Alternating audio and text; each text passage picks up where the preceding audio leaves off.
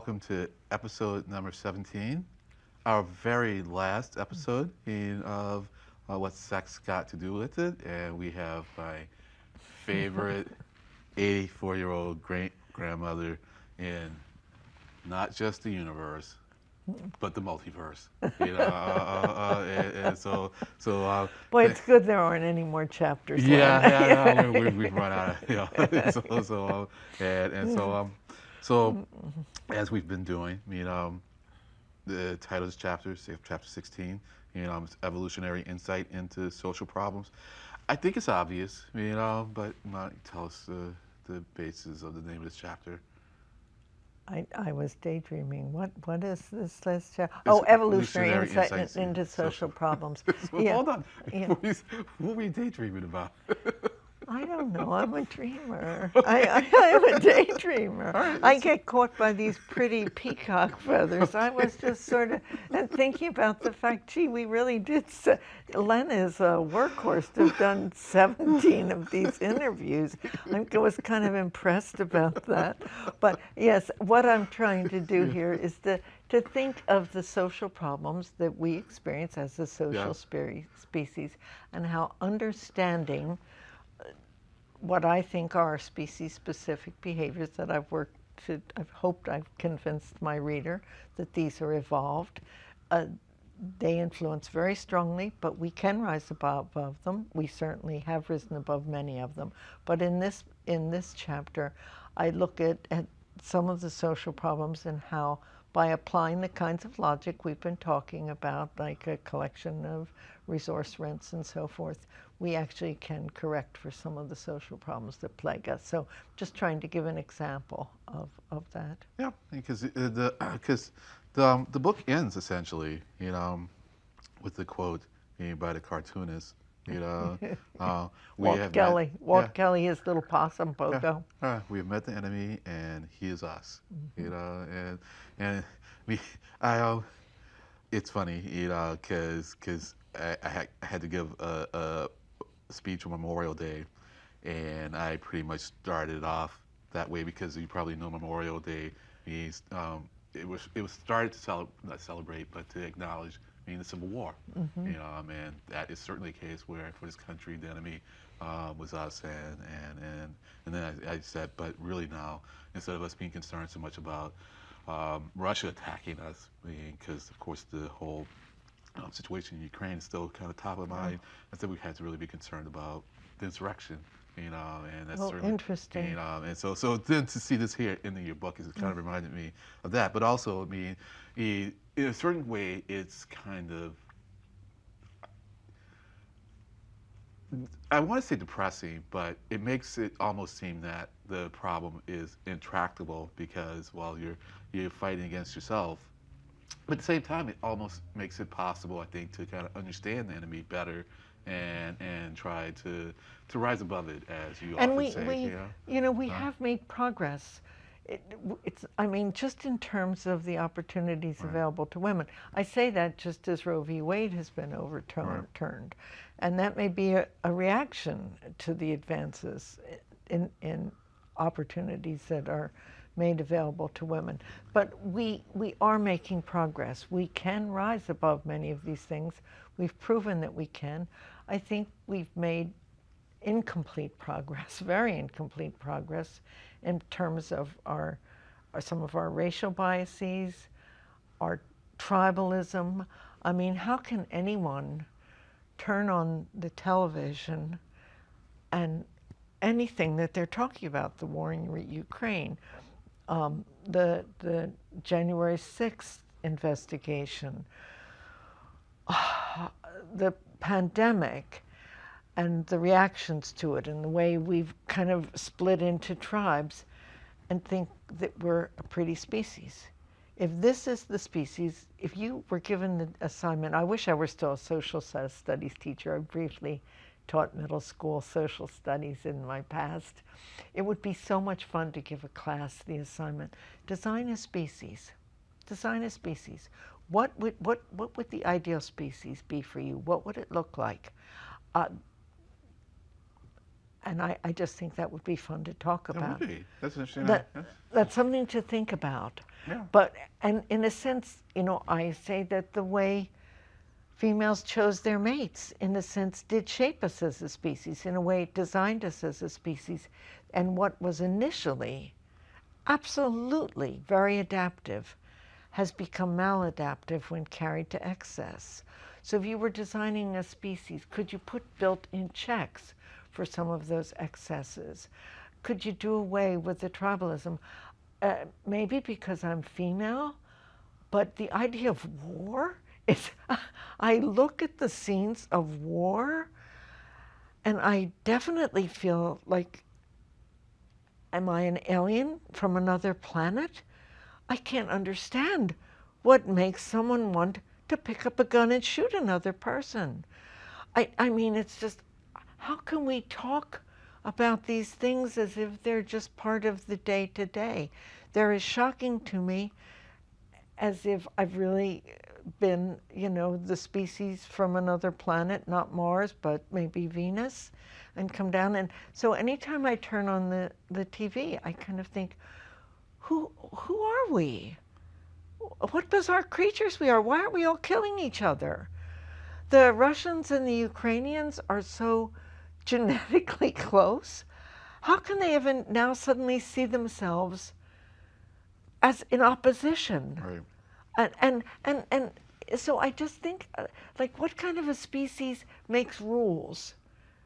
And again, I'm going to sound so radical here, and I could never run for public office and say anything like this, so it's a good idea that it's a good thing it's not in my plans.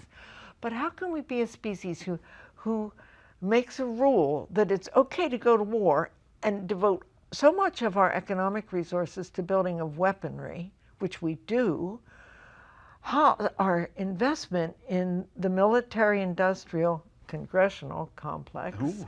No, Eisenhower in his original speech, congressional was in there. Oh, I didn't know that. And he was asked to remove that. Oh, I didn't know because that. it would not fly Yeah, with right. Congress Oh, if that was in there. So it became the military-industrial complex, Wow. but originally it was the military-industrial complex. The military congressional complex. Congressional Congress. But I'm thinking, what is this species that thinks all that war and all that weaponry and all that mass killing is okay, and yet in the case of the invasion of Ukraine by Russia, most people, and I assume I fall into the camp of thinking this is probably true, that it's driven by one man's ego. That's Putin. So why are we allowed to kill all these other people, hundreds of thousands, and yet we have a rule that you can't assassinate a head of state? That doesn't seem logical to me. Yeah. If I were designing a species, I wouldn't put that rule in there. I wouldn't design a species that was capable of making that kind of rule. When one person is responsible for the killing of thousands, and yet he's somehow off limits because he's a head of state. See, so I, as I said, I feel like I'm an alien to my own species because I look at those things and they just don't make any sense to me. I'm not advocating the Right. assassination of Putin. Yeah, I understand. But Yeah. I mean, Right, that's, yeah. but most Yeah. people wouldn't understand if I were running for public office Yeah. and said something like that. And so, and we are so good at denying the amount of environmental damage we're causing. And so how could I design a species that could do all the wonderful things we do and yet wouldn't create such an impact, that would see itself as somehow so exceptional that the laws of nature that applied to all the other living creatures and plants on this planet somehow we're exempt from. So yeah, I went off on a little bit of No a problem. riff there, Well, but well, wait until we understand genetics more, perhaps. Yes. And then see what the kids will design. So there's designing a species in a way, but we better understand the full genome before we do too much of that. Yes, and then you will have to be careful, in your experiment, or your assignment to your kids, that they understand the difference between that and eugenics. Yeah, oh, Yeah, absolutely. yeah. Yeah, because when I say designing a species, I'm not thinking of eugenics. Yeah. Pretend you're God for a minute and you're creating a species. What would a successful species, what would it look like? Right, What would you but design? it's ticking off of genetics. Yes, Yeah, yeah, oh, well, yeah, of course. yeah. I mean, the code is going to be somewhere. Yeah, the code Yeah. is going to be somewhere. I mean, if it's But no, not, I'm not in favor no. of eugenics. Yeah, I hear it. Not at all. I hear it. Because I think I've said before, I think one of the most valuable things about humans and one of the wonderful things about sexual reproduction as opposed to asexual reproduction where there's such stability is the number of genes that remain hidden but available to us in an emergency. You know, we have such variety, genetic variety that can be recombined quickly in the case of challenges. Well, I'll give you this. I'll tell you what the asexual, especially when it's on the small scale, like the bacterial and viral scale, is that even though it may have the recombination that you get in sexual reproduction, the generation time is so small. So short. It's so short, you know, that and their genomes do seem to be, I won't say they are more susceptible to mutation, I mean, but they do have a mutation rate, I mean, that allows them, I mean, to change, which is why the coronavirus is doing what it's doing. I mean, that's why it's, you know, it's changing very rapidly. And yet the coronavirus doesn't have its own RNA. It has to hijack ours in order to reproduce. You know, there's some debate. Are viruses actually alive or not since they don't have their own RNA? Yeah. You know, that's so all those things are interesting. I just love thinking about that stuff. But anyhow. I think technically they're not, you know. But then we had the discussion earlier, like what is life really? Yeah. So, but anyhow, that's, but we do have social problems and I think we can solve them by applying some of the understandings that I hope I've developed and articulated in a way that people think, oh yeah, she might be right on that. Let me think about that. I don't need anyone to agree with me completely. I want people to do what you and I have done. Exchange ideas, think about them, think, would that work? Is that possible? Because basically, I think we are a mix of perfectly wonderfulness. And then I say we have a dark evolutionary underbelly that we need to explore and figure out how to avoid listening to, you know, who was it? Steven Pinker, Our Better Angels, I think was the book he wrote. And he's very much the optimist who focuses on how good everything is in the world. I see, you know, we have an underbelly that's not so admirable. And I think we have to learn how to control that. And there are ways to control it, and I think many of the controls are economic. Because that's how we got ourselves in trouble, by being having such an elaborate economic system. Right. So you mentioned, you say, given Mark Twain's reputed soundbite summarizing why buying land is a strategic move, do you remember what that soundbite is? Yeah, by land, they're not making any more of it. Okay. Oh, I didn't have it in there. Yeah. No, you didn't have it in there. And now you say it, I remember it, but it wasn't. By land, they're not making any more. But I grew up hearing my father say that. Yeah. You know, and he was very admiring of people who were clever enough to invest in land. But that's a scarce resource. I mean, there are some examples of land that's been created, but not, I mean, the Back Bay apparently didn't used to be land that you could build on, and certainly the Netherlands reclaimed land with their dikes from the sea. But mostly, you know, again, these finite resources, the commons in nature are finite resources. Right. Yeah, gotcha. Well, I like what you say in the chapter relating, you know, property taxes to schools and inequity, and I like how you emphasize that increasing, making your property better, and then taxing that is counterproductive. It's a disincentive. Yes, you know, and I make the point, I think, that the property tax is actually two taxes, one of which I don't like calling a tax at all, but the tax on improvements, I Right. think, is absolutely a horrible tax. Right. Because it disincentivizes Right. people from making repairs, improving, building affordable housing, all those things. If you're going to be taxed for doing just what the community wants you to do, you're going Right. to tax, that's a punishment. Right. But the other part of the property tax, the part that's based on the value in land, that's a very good, to me, that's just a collection of resource rents, collection of the Commonwealth rent. And that stimulates all the best things that we want in a community. Right. And it's also much easier to do assessments. If your assessment values are based on land rather than on improvements, nobody has to enter a property, see, oh, did you put in a new furnace? Did you add a sunroom? Those, it's much easier to Right. just assess what the land values are in a Right. neighborhood. And as long as the assessments are consistent, and can be justified on land from one property to the Right. next. It's a much easier way to assess and charge a property tax.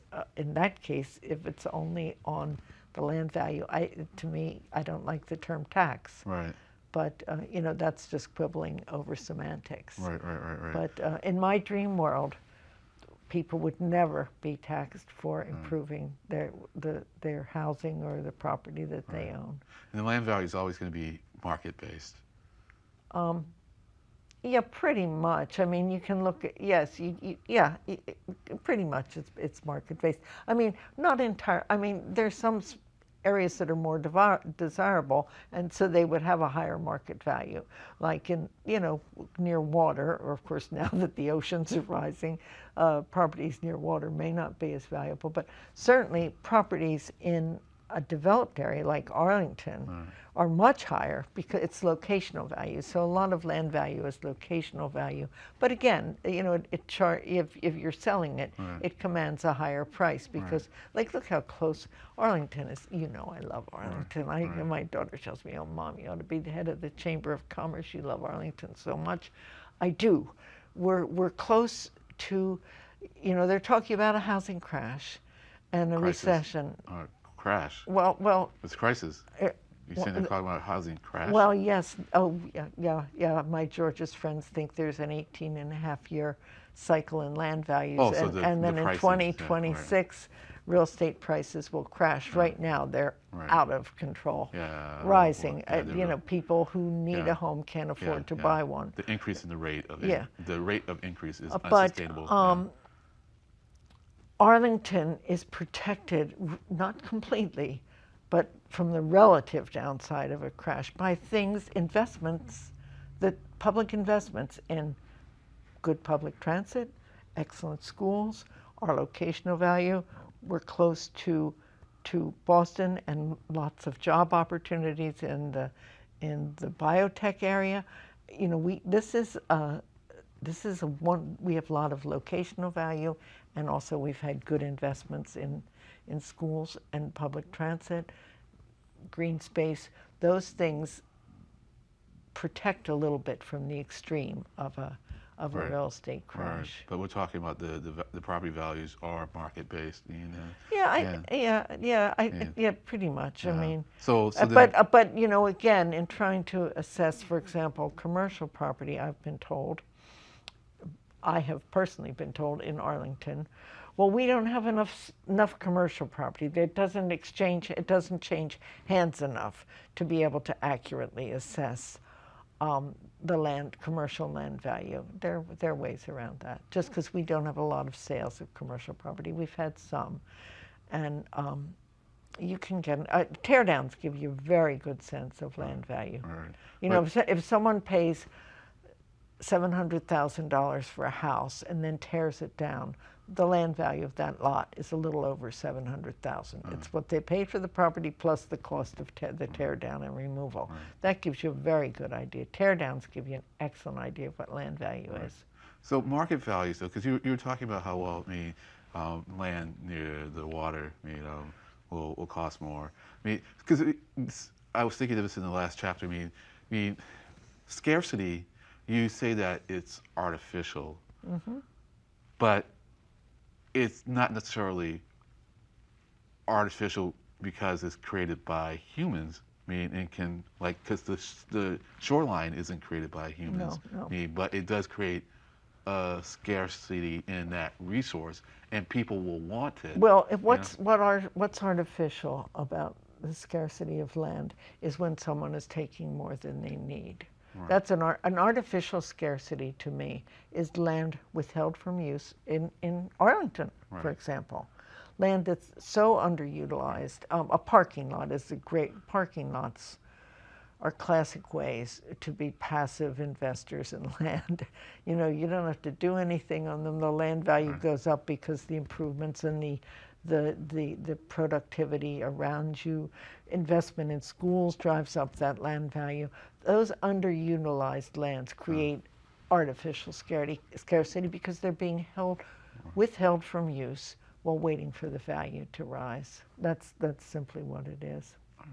All right. So I just want to quickly go to the Alaska Permanent Fund because that seems to be a model for what you propose as a solution. And so do you know how that fund came into existence? I don't, and I should. Okay. I should know that, but I don't know it. All right. Do you know if there are any other types of funds like that in the world? Well, certainly Norway, Yeah. with its vast oil reserves, they use those reserves. They treat them like common property that's invested. You know, it's publicly held, the value from those oil reserves. So, so that's an example of it, and you know, it's a very large fund that they have from their oil reserves, and those oil reserves have been considered the property of all the citizens of Norway. So that's an example. Yeah, that's a good one. You know, it's a larger one than the Alaska. Oh yeah, one, a so. lot more. It's not distributed. It's not distributed to the individuals, but it is used to fund public services, Well, that's and a way in of lieu of taxes. Yeah. You know. Yeah, well, that's a way of getting yeah, to the individual. yeah. You know, so you start off the chapter kind of early on saying it's not enough to right past wrongs. We have to figure out how to make sure that they never happen again by addressing the root cause of growing inequality, not just in the United States, but worldwide. So I guess it should be obvious to me, what you think is the root cause of inequality, you know. But why don't you? Well, I think the root cause of inequality is the monopolization of the commons in nature. That's just the simple. And all the commons in nature, just the monopoly holdings of the commons in nature. It's the root cause of inequality, and it's also the root cause of climate damage. And the same solution could be applied, would correct for inequality, and also would address climate change. Same solution addresses both of those issues. And that's the collection of the economic rent that accrues to those who monopolize the commons in nature.